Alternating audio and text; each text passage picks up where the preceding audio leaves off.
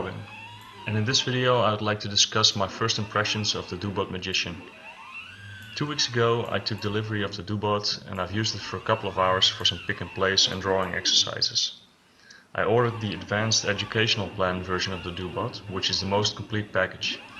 The basic model comes supplied with a suction cup, a gripper, a drawing kit, a 3D printing kit and a Bluetooth module. And in addition to that, the educational plan includes a laser engraving module, a Wi-Fi module, and a game controller for manually operating the robot arm.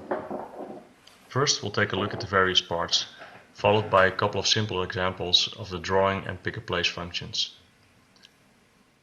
The robot arm itself is clearly designed to appeal to a broader audience than the original Dobot. It has some nicely designed ABS panels. The forearm has several I/O ports and power connectors, which are used for the supplied end effectors, but can also be used for custom applications. The arm itself is made from 6061 aluminum and has a nice anodized black finish.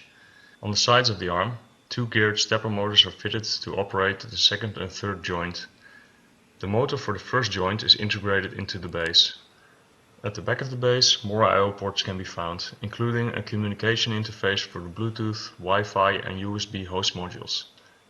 Besides a minor alignment issue on the side panels, I'm pleasantly surprised by the build quality and finish of the arm. Also, the end effectors and other parts leave an impression of a well-designed and executed concept. One of the end effectors is a pen holder. It is also made from anodized aluminum and it has a spring-loaded insert, which is used to compensate for writing on surfaces that are not perfectly straight. It also compensates for inaccuracies when setting the pen down position.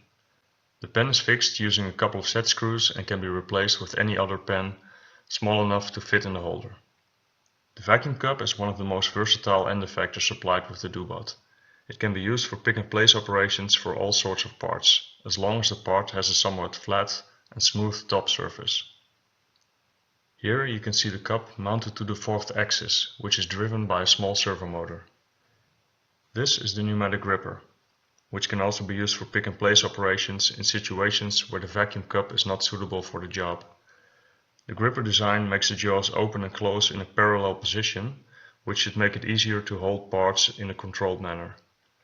The gripper is completely made from metal and has LMU bearings and brass bushings for the sliding parts.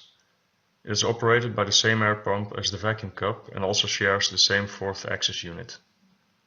The package also includes a 3D printing head, which seems very similar to an E3D hot end. It works with 1.75mm filament.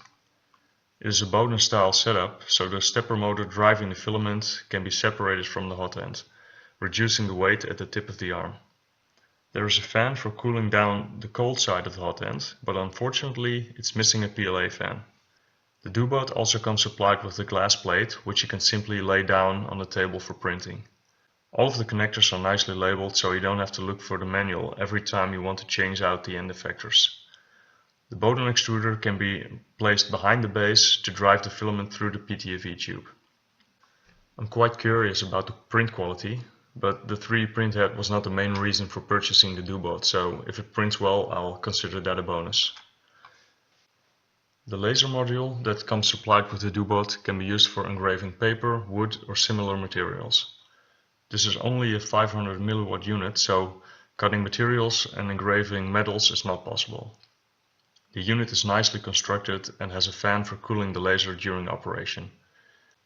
It's good to see that a pair of safety glasses was provided, since even lasers with a limited power pose a serious risk. You only have one pair of eyes after all. A couple of breakout boxes are provided with the Dobot, a Bluetooth module, a Wi-Fi module and a USB host module. These units can be connected to a dedicated communication interface on the base of the robot arm. There are several ways of operating the Dobot. One of them is by using the supplied leap motion kit. I'm not sure if this is the most effective way, but it would be very nice for educational use. Another method is by using the game controller. This can be connected to the USB host module with a wireless dongle or a USB cable. The thumbsticks and the buttons can be used to move the arm and activate the effectors. The GameSir controller has a decent build quality and the buttons and thumbsticks have a nice feel to them. Most importantly, it's actually quite intuitive to move the robot arm around this way.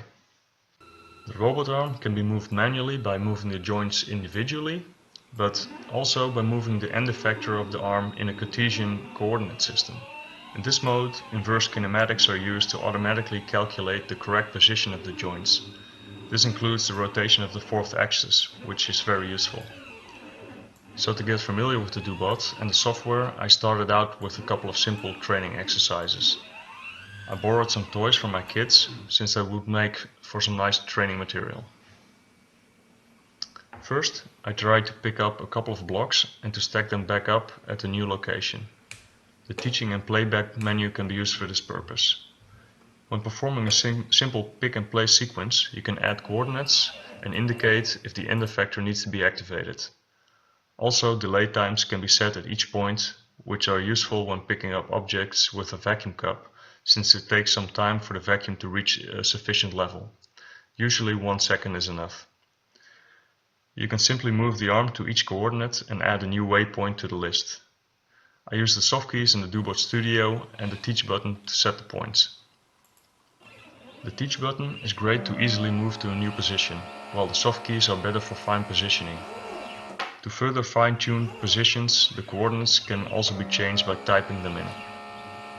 As you can see, the second stack is not perfectly aligned, but I'm confident that most of this is due to me moving the blocks while teaching the arm, and to inaccuracies induced by the vacuum cup.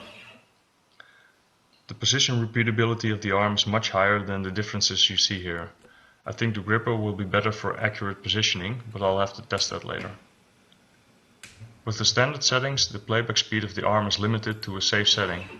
However, both the acceleration and speed can be increased to quite serious levels. In a quick test, I raised the acceleration and feed rate in several steps to 10 times the standard value. As you can see, speed is not really an issue here. Also, I tried to make a couple of drawings using the Write and Draw menu. Using the Insert button, I selected a couple of basic figures. When the figures are in the correct place, you can press the Sync Pose button. This will move the pen to the start position of the figure. This will also allow you to align the paper and set the pen down position. You can do this by moving the pen down until it just touches the paper. Then press the Auto Z and the pen down position is registered. Raise the pen back up, press Start, and that's it.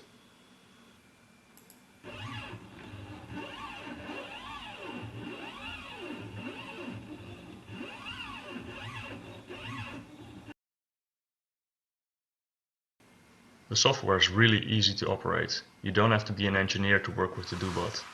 The nice thing is that there are several levels of difficulty built into the system. It's very simple to use the system and to get quick results, but for advanced users there are enough challenges. You can program the Dobot manually or make use of the I/O ports. Basically, you can make it as easy or as hard as you want.